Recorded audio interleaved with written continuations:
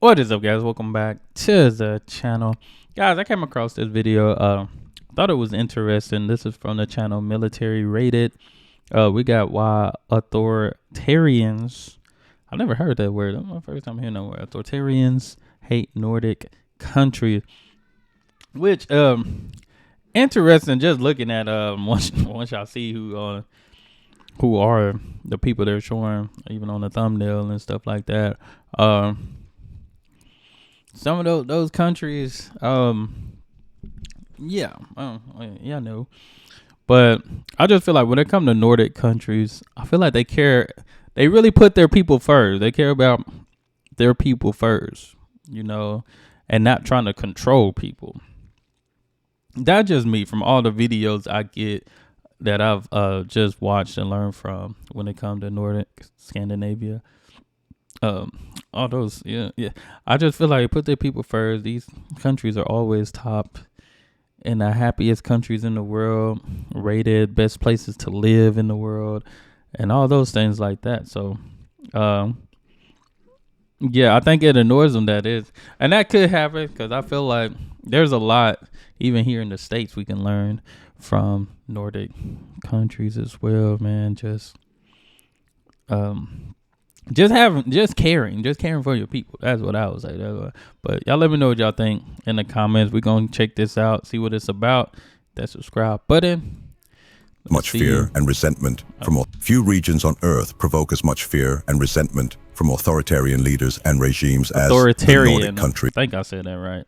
Whoa. In this video, we will explore the reasons behind this hostility and why these relatively small nations are considered a significant threat by dictators and strongmen around the world. The Nordic countries, Sweden, Norway, Iceland, Finland, Denmark, and the Faroe Islands are situated in the far north of Europe.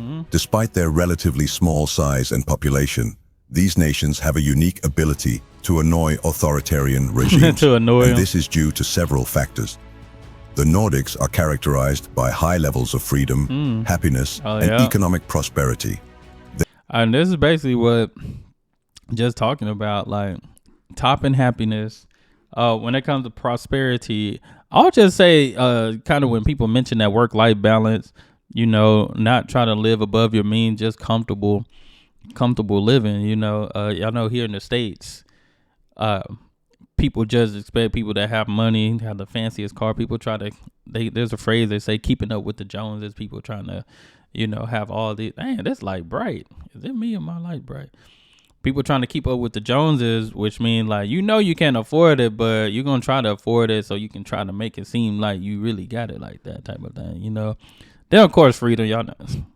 The States, unless you learn about other countries, you will see that America, you're trying to make it seem like everybody is oppressed around here. They are known for their liberal values and their unwavering commitment to democracy, qualities that terrify leaders like Vladimir Putin, Xi Jingping, and other authoritarian figures globally. If you end up enjoying this video, I'd be really thankful if you could hit that like button. To understand why dictators despise the Nordics, we must examine the political and social framework that underpins these societies. The Nordic model is a blend of a robust welfare state with a market economy and strong labor laws. It is often described as a harmonious balance between capitalism and socialism. This model has led to these countries consistently ranking among the highest in global indexes measuring democracy, happiness, and education. For instance, all Nordic nations rank within the top 7 on the World Happiness Index with. And this is, they got the 2024 rankings too. I don't even think I've seen the 2024 rankings this year. But like I'm saying, it's always always those four. At least I always see Norway, Sweden, and Denmark. Iceland too. I do see Iceland for the most part. But I think I watched a video about like Danish when it came to just immigration and stuff like that. It's like we'll let people come in, but they gotta go by this system. We're not just gonna let you come in here and think that we're gonna neglect our people. Like, we're gonna take care of our people and make sure we let the right people in so that won't cause ruckus with our people, And I'm sure it's easier to manage a little bit lesser people and stuff like that. But I'm telling you, these are always up there. In Australia, Australian Museum will be up there too when it comes to the top 10. 4 of them occupying the top spots. This index evaluates factors like GDP, social support, freedom to make life choices, generosity, and life expectancy. Remarkably, a Nordic country has topped this index for the past decade. One of the reasons for the Nordic success is their comprehensive educational systems. In Norway, Sweden, Denmark, Iceland, and Finland, higher public education is free of charge. This ensures that individuals from all socioeconomic backgrounds have the opportunity to pursue higher education without incurring massive student debt, a stark contrast to countries like the United States. Social mobility in the Nordics is the highest. It's crazy how many people are in debt just from trying to better their lives. Let's just say that. You're trying to go, like, of course, college is a choice, but some people go because they want to, and be more advanced, get, better their situation, have a high chance of getting a better job or something, But it's sad that you have to pay those thousands of dollars and your job still won't even match that. It's crazy. I seen a job that it required a master's degree and it was starting you off at $40,000. That's crazy. $40,000 should be like at least for associate bachelors, depending on what field you in. But for a master's, you're going to have to start me out bigger than $40,000. In the world, I feel like that's this a minimum. metric measures the ease with which individuals can achieve success, regardless of their background, ethnicity, or social status. In these countries, anyone with the merit can attain their desired position in life. Notable examples include Masud Garakhani, the president of Norway's parliament, who came to Norway as a 5-year-old refugee from Iran, and Mathias Tesfaye, Denmark's Minister for Children and Education, the son of an Ethiopian refugee. These stories exemplify how the Nordic system enables people to prosper, irrespective of their origins. When it comes to measuring freedom, at least they still let them be in those type of positions, even though they were 5 Nordic countries rank among the top 10 globally. That's interesting. The core principle of the Nordic model is that everyone has equal rights, which is instilled in the population from a young age through a cultural phenomenon known as the janteloven. This concept teaches that no one should consider themselves better, wiser, or stronger than others, promoting humility and a flat management structure where everyone feels comfortable expressing their opinions. Yeah, I remember that one. People from other nations often consider people from the Nordics rude and direct, but this is as simple as people from these countries respecting a person rather than their title. Respect is earned, not given. So why does... And I just go with just your character as a person. Like, how are you as a person? Like, I feel like here in the States, people will try to respect those because they know their status. They know if they got a certain amount of money. I was like, how are you giving that person the most respect versus this person who's probably showing you some respect, even though they might not have as much? All of this make the Nordic countries a thorn in the side of authoritarian regimes. Imagine dedicating your life to amassing power and wealth in an authoritarian state like Russia, China, or Iran, only to have your population exposed to information about countries that consistently top global indicators of success and freedom. This poses a significant threat to the narratives that dictators rely on to maintain control. Take Russia's Vladimir Putin, for example. He frequently threatens Finland, Sweden, and Norway with nuclear weapons in an attempt to display strength. However, I didn't even know he was doing that. Man. Social scientists suggest that these actions are his only way to win domestically against these nations, as Russia is the polar opposite of the flourishing Nordic countries. Whoa, who was that? He was sentenced for flying. As Russia is the... Sentenced to 110 days. A Russian man will stop that. Oh, wow. That is crazy. That's in the... It say Denmark, so I'm guessing that's Finland. Wow. That is crazy. Wow, that's an interesting story right there. Countries. Over the past 2 years, more than 100 Russian state agents have been arrested across the Nordics, with one recently exchanged for Western citizens after falsely claiming to be a scientist working in Tromsø, Norway. Xi Jinping of China also views the Nordics as a public... Yeah, I ain't gonna lie, when I went through Border Patrol, which that was my first time, because like being in the airport, it's my first time flying to another country, so like border patrol are real strict, man. They don't. I wouldn't even say strict because they really have to be, but like they played no games. Like they were straight to it. I remember when I first got to Denmark, because I went through border patrol in the States. You know, it wasn't too bad, you know. But when I got to Denmark, I ain't gonna lie, I was a little. They were, what are your reasons for being here? What are you like? They questioned me on that stuff. I was like, oh man, I ain't going to detail, but I was like, oh, I'm just here visiting for a week or so, blah, you know. But like they were real strict. Then when I got to Finland, I had to go through in Finland too, just because on my way home. And Denmark, they were behind like some little things, you know, little glass. So they probably were armed, but I doubt it. If it was, probably a handgun. But when I got to Finland, they had them things on them. They had them big machinery type of guns at the border patrol. Like they were, I'm not saying they were pouring them out. I'm just giving the motion because it was some big guns they were just walking around with, man. So, but yeah, I can say they don't play around. I think here in the States they did too. But yeah, when I got to Finland, the border patrol, I ain't gonna lie, I was a little scared just because I was new to it. I wasn't used to that. Because every time I fly, you never have to do that. So working first time out the country, Norway, Xi Jinping of China also views the Nordics as a public relations nightmare for his totalitarian regime. China has attempted to influence elections in the Nordic countries through data breaches and the sale of Chinese technology. However, several Nordic nations have responded by rejecting companies like Huawei for infrastructure projects, knowing that Chinese companies are required to share information with the Chinese government if requested. Additionally, Sweden hosts a significant portion of the Tibetan opposition, while Norway uses its Nobel Peace Prize to support democratic forces in China, with one recent winner being a Chinese opposition figure. Iran shares a similar story. The Nordic countries provided refuge to much of Iran's opposition following the 1979 Islamic Revolution. The current president of the Norwegian parliament, Masoud Gharahkhani, is the son of Iranian-born parents who fled Iran due to their political beliefs. Norway, in particular, does not shy away from confronting Iran, as evidenced by its decision to award the Nobel Peace Prize to Iranian pro-democracy and women's rights advocate Narges Mohammadi last year.